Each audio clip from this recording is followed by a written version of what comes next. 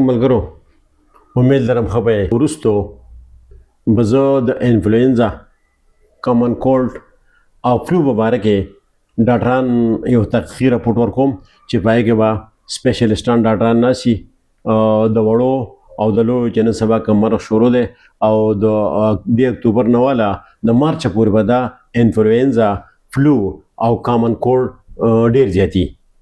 نو لہذا دا به سپک نه ګڼئ او دې ته به زه تحقیقي راپورټ ډاکټران به راولم.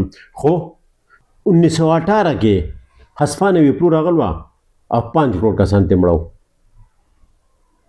5 کروڑ.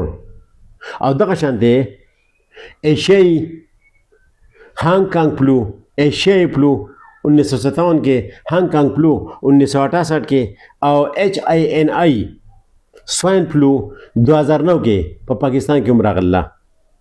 نو د دې متعلق سره تحقیقي بیان به په یوټیوب چینل باندې وګورئ او د سپیشلیسټان ډاکټرانو رای به واورئ او د دې مرضونو نه ځان وساتئ. اگر چې په نظر کې کمزوري دي خو اثرات یې ډېر خراب دي.